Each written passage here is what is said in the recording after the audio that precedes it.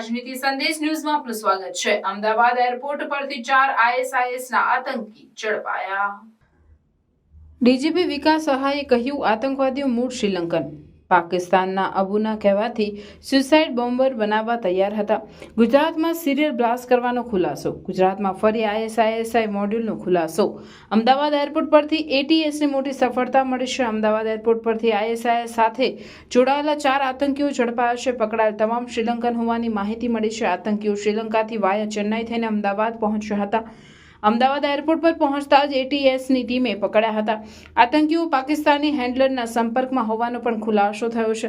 પાકિસ્તાની હેન્ડલરના આદેશ બાદ કોઈ કામગીરી કરવાના ફિરાકમાં હતા। NIA સામે મોસ્ટ વોન્ટેડ આતંકી શાહનવાઝ આલમે કેટલાક ચોંકાવનારા ખુલાસા કર્યા હતા। NIAની ટીમે ISISના નિશાના પર RSS, VHP અને ભાજપના નેતા હોવાનો ખુલાસો કર્યો હતો। આટલું જ નહીં, ગુજરાત અને મુંબઈમાં સિરિયલ બ્લાસ્ટ કરવાનું ષડયંત્ર રચવામાં આવ્યું હતું। ગુજરાતના ગાંધીનગર, અમદાવાદ, વડોદરા, સુરતમાં ગોધરા રમખાણનો બદલો લેવા માટે ISIS બોમ્બથી ઉડાવતા માંગતું હોવાનો ખુલાસો થયો હતો। ગુજરાત ATSની ટીમે આ એંગલથી પણ તપાસ કરી રહી છે। ગુજરાત ATSે આ પહેલા પણ 2023માં ISIS મોડ્યુલનો ખુલાસો કર્યો હતો। પોરબંદરથી 4 લોકોની ધરપકડ કરવામાં આવી હતી। 4 આરોપી ISISમાં જોડાવા માટે અફઘાનિસ્તાન અને ઇરાક ભાગવાની ફિરાકમાં હતા। સુરતની એક મહિલાની પણ આ મામલે ધરપકડ કરવામાં આવી હતી। શ્રીલંકાના વતની છે। 4 લોકો ISISના છે।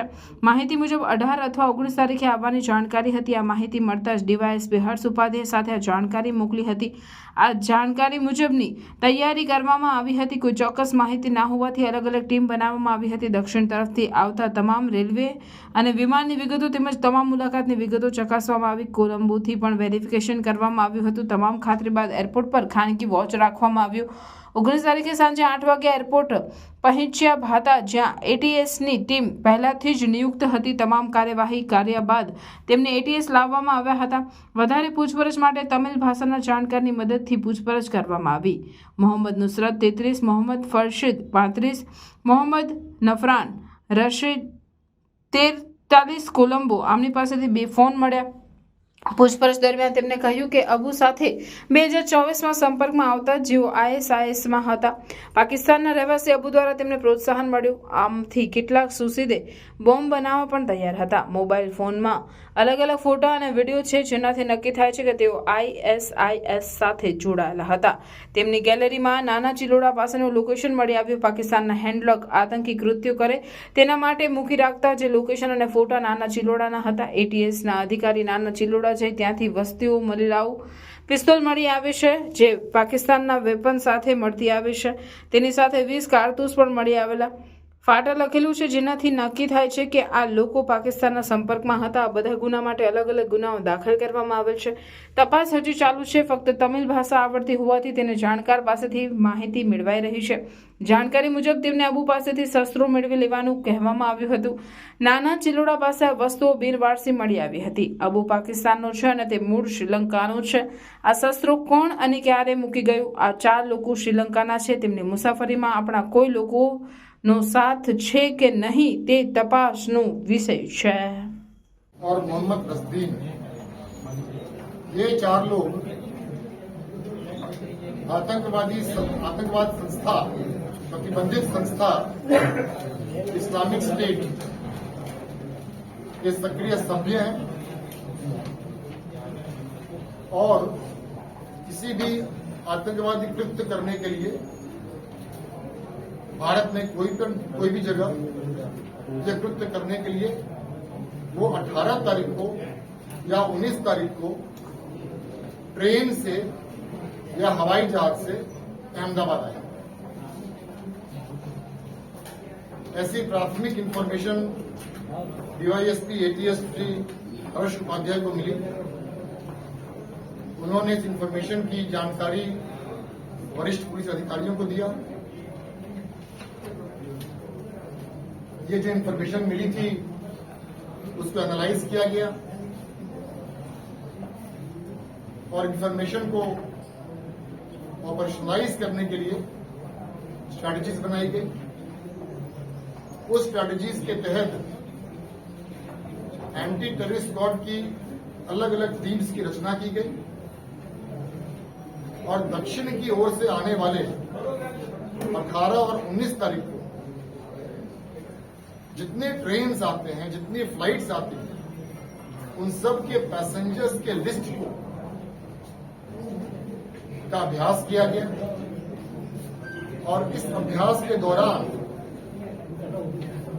एंटी टेररिस्ट स्क्वाड की एक टीम को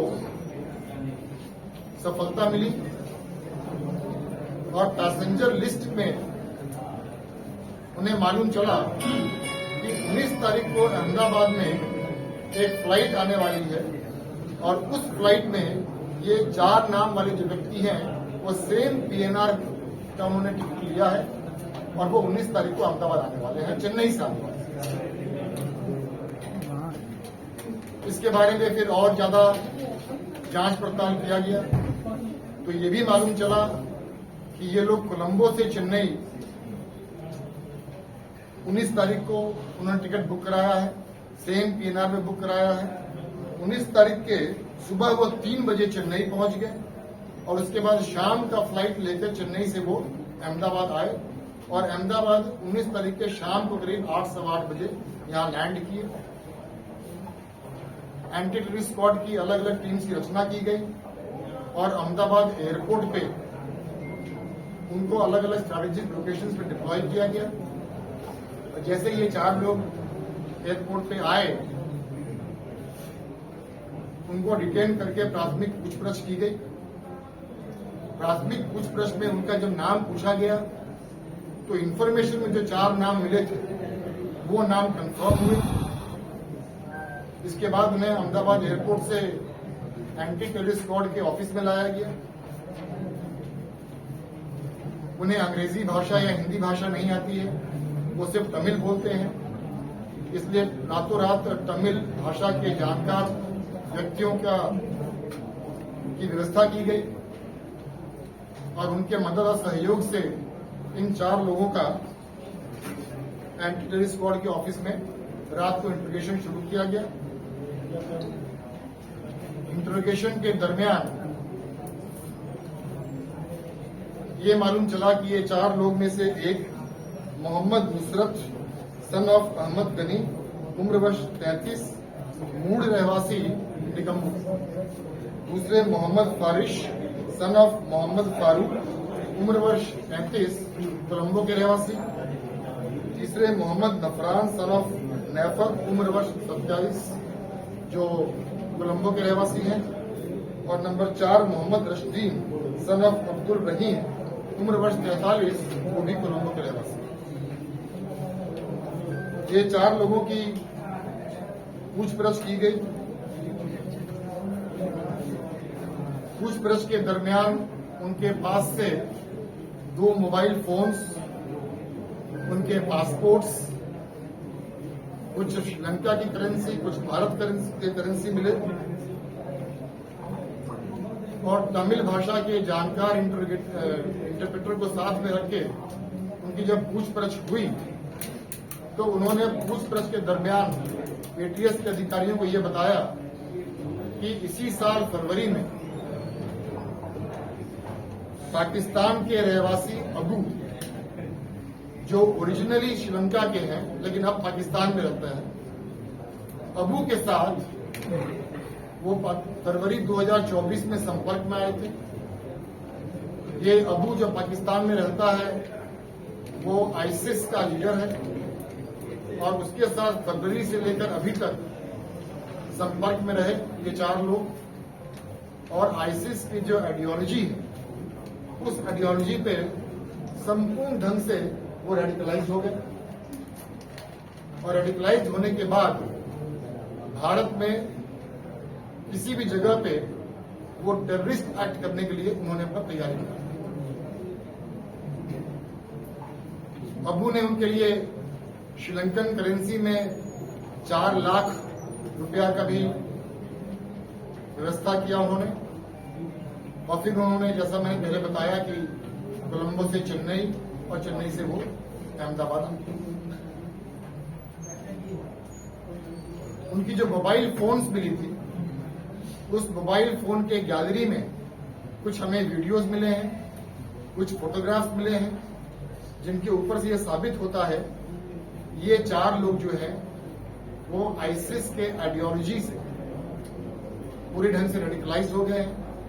आईसिस आप जानते हैं कि एक प्रतिबंधित आतंकवाद संस्था है और उस संस्था का सभ्य होना भी एक गुनाह हो। इसके साथ साथ जब अधिक बारीकाई से तो अहमदाबाद के पास एक जगह है नाना चिरोड़ा हिम्मत नगर हाईवे, वहां का एक लोकेशन था और उस लोकेशन पे कुछ ऐसे वस्तु रखे हुए जिसके फोटोग्राफ भी हमें उनके मोबाइल की गैलरी में मिले, जिसके बारे में हमने पूछताछ किया तो उन्होंने ऐसा बताया कि अबू ने उन्हें बुलाया है कि इस जगह पे जाओ और यहाँ पे तुम्हें हथियार मिलेगा और उस हथियार को से तुमको आतंकवादी कृत्य को अंजाम देना है। जिस पूछताछ के दौरान ये इंफॉर्मेशन मिला तो एटीएस के अधिकारी पंचों के साथ मोबाइल फोन की गैलरी में जो लोकेशन था वो लोकेशन को ले जाया गया और उस लोकेशन की छानबीन की गई तो वहां से बिनवारसी हालत में 3 पिस्टल मिले। हर एक पिस्टल के हैंडल पर एक स्टार बना हुआ है और उसका जो नंबर है, जो मेक है, उसे खरोंच दिया गया है ताकि कोई पढ़ नहीं पाए। तीनों पिस्टल में कार्ट्रिजेस भरे हुए थे, 2 में 7 कार्ट्रिज थे और 1 में 6 कार्ट्रिज था।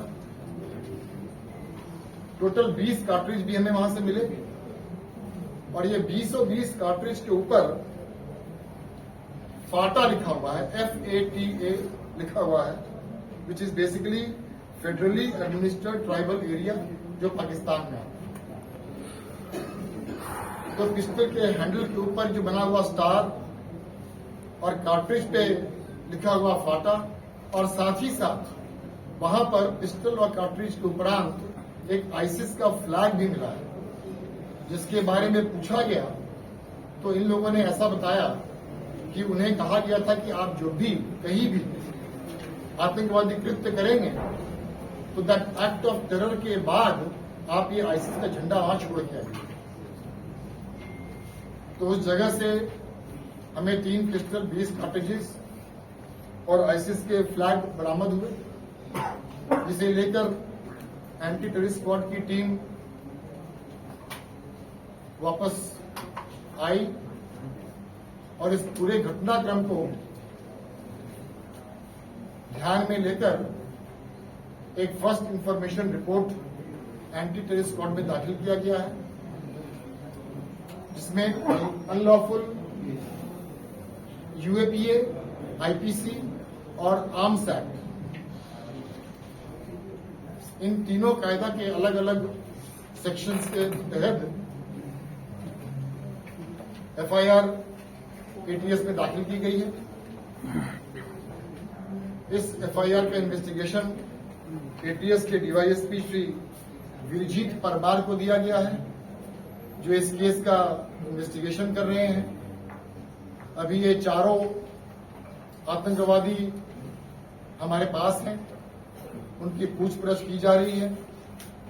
उनके पूछताछ में तमिल के जानकार, भाषा के जानकार लोगों की मदद ली जा रही है। इस पूरे घटनाक्रम में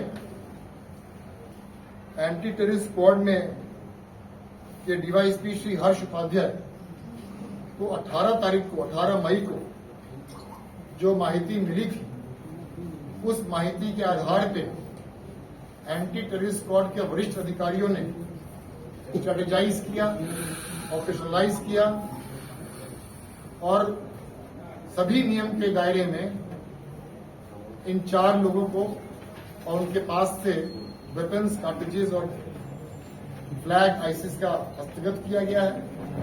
एक बहुत ही बड़े षड्यंत्र का पर्दाफाश करने में गुजरात पुलिस के एंटी टेररिस्ट स्क्वाड को सफलता मिली। धन्यवाद। હુમલો કરવા માટે જે મોબાઈલમાંથી બીજેપી और आरएसएस के लीडर टारगेट કરવા માટે, जैसा कि मैंने आपको कहा कि मोबाइल्स की स्क्रूटनी की जा रही है। अभी ये आपको मैंने जो भी माहिती दी है, जो भी इंफॉर्मेशन दिया है, वो एकदम प्राथमिक है। अभी हम मोबाइल्स को भेजेंगे फोरेंसिक साइंस लैबोरेटरी में, लेकिन अभी तक जो बताया गया है कि इनके अलग अलग आतंकवादी कृत्य करने के लिए जो इनको बोला गया था, उसमें लीडर्स भी हो सकते हैं, जगह भी हो सकती है। ये पूरा पूछपरछ में हमको दिख Sir, are they Sinhalese or Tamils? दिया Tamil. Thank you very much. Sir 2040 પહેલા 2019 લોકો એન્ટી ચીના સભ્યો હતા, જે શ્રીલંકાએ બેન કર્યું માટે તેઓ આઈસી સાથે જોડાયા. એને લઈને એ વાત સાચી છે કે અત્યાર સુધીની પૂછપરછ દરમિયાન એ પણ આપણને જાણવા મળ્યું છે કે આ 4 તો નહીં, પરંતુ એમાંથી 2 કે 3 એવા છે જેનો પણ એક ક્રિમિનલ એન્ટિસિડન્ટ્સ છે અને અગાઉ એ લોકો ક્રિમિનલ એક્ટિવિટીઝમાં, ડ્રગ કેસમાં પણ પકડાયેલા છે, પણ એની વિગત આજે આપણી પાસે નથી. એ બધી તપાસ કરીશું.